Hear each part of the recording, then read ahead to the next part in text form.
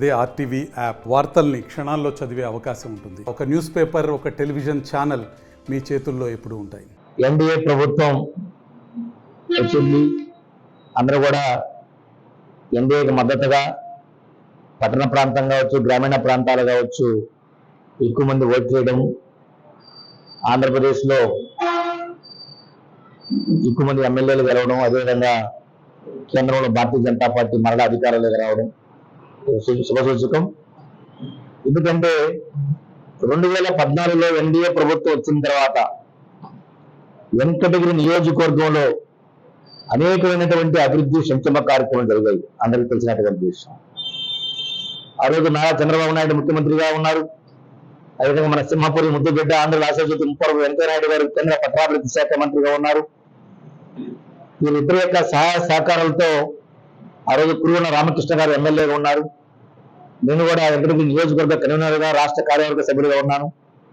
ఆ టైంలో అన్నన్న సమన్వయం చేసుకొని వెంకటగిరి నియోజకవర్గంలో గ్రామీణ ప్రాంతాలకి ఓవర్ ట్యాంకులు కావచ్చు, రోడ్లు కావచ్చు, అదేవిధంగా మున్సిపాలిటీలో మనకి రోడ్స్ కావచ్చు, డ్రైన్స్ కావచ్చు, బ్రిడ్జిలు కావచ్చు, అనేక పనులు గతంలో ఎవరో చేయలేని పనులన్నీ కూడా ఆ టైంలో మనం చేయడం జరిగింది.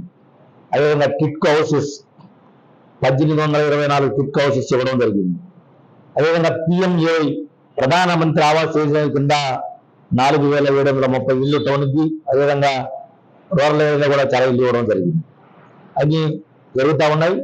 ఆ కాలక్రమేణంలో 2014లో ఏదైతే అభివృద్ధి కార్యక్రమం 2019 దాకా జరిగాయో 2019 నుంచి 2024 వరకు మన ఏప్రిల్ వరకు వైసీపీ వచ్చిన తర్వాత అన్ని కార్యక్రమాలు కూడా మూలబడినటువంటి పరిస్థితి మనం చూస్తా ఉన్నాం. కిట్కో హౌసెస్ దాదాపు కొన్ని అయితే 95% పూర్తయింది, కొన్ని 90% పూర్తయింది, కొన్ని 60% పూర్తయింది. కానీ వైసీపీ ప్రభుత్వం వచ్చిన తర్వాత అమౌంట్ కేటాయించక అవి నత్తనడకన నడిపి కొంతమంది పాప ఉన్నటువంటి కన్వీనర్లు అద్దె ఇస్తున్నాం అని చెప్పి తూతు మంత్రంగా కొన్ని వాళ్ళకి కీసి హ్యాండ్ఓవర్ చేయడం, రకరకాల కేసాలు వేశారు. కానీ ఇంతవరకు అది చేయనటువంటి పరిస్థితి లేదు. సరిగా కనీస మౌలిక సదుపాయాలు అక్కడ లేవు. అవి పూర్తి చేయాల్సినటువంటి అవసరం ఉంది. ఈ ప్రభుత్వంలో కూడా మేము ఎమ్మెల్యే గారన్నీ కూడా పట్టుబట్టి ఏవైతే పెండింగ్ ఉన్నాయో అవన్నీ కూడా క్లియర్ చేయడానికి ప్రయత్నం చేస్తున్నాం. ఇప్పుడు కూడా ఈ రాబోయేటువంటి రోజులన్నింటిలో కూడా మన స్టేట్ నుంచి ఏవైతే ఫండ్స్ వస్తాయో ఓటు ద్వారా అవసరమైతే కొన్ని సెంట్రల్ ఫండ్స్ కూడా తీసుకొచ్చి మనం ఇప్పుడు మనకు చాలా అనుకూలమైనటువంటి పరిస్థితి. ఎందుకంటే ఎమ్మెల్యే కురువన రామకృష్ణ గారు, మేము అందరూ కూడా సమన్వయంతో పనిచేస్తా ఉన్నాం.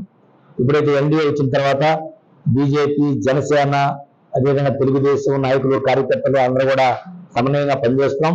మేము ఒక ఆలోచనతో ఏ పనులు చేయాలనేటువంటి అవగాహనతో ముందుకెళ్ళి స్టేట్ నుంచి కానీ సెంట్రల్ నుంచి కానీ అనేక ఫండ్స్ తీసుకొచ్చి మన పురపాలక పట్టణం కావచ్చు, అదేవిధంగా గ్రామీణ ప్రాంతాలు కావచ్చు అభివృద్ధి కోసం మేము అందరం కూడా కష్టపడి పనిచేస్తామని చెప్పి సందర్భంగా తెలియజేస్తా ఉన్నాం.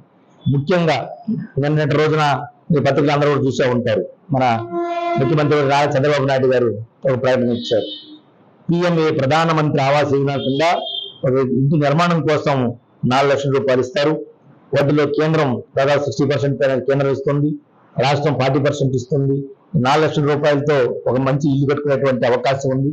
కాబట్టి ఎవరికైతే ఇల్లు కావాలనో వీళ్ళు అప్లై చేసుకుంటే తప్పకుండా తాపలుగా అందరూ కూడా ఇల్లు ఇచ్చేటువంటి అవకాశం ఉంది. అవకాశాన్ని కేంద్ర ప్రభుత్వం, రాష్ట్ర ప్రభుత్వం, ఎన్డీఏ ప్రభుత్వం మనం కల్పిస్తుంది. అన్ని కూడా ఉపయోగించుకోవాల్సినటువంటి అవసరం ఉంది.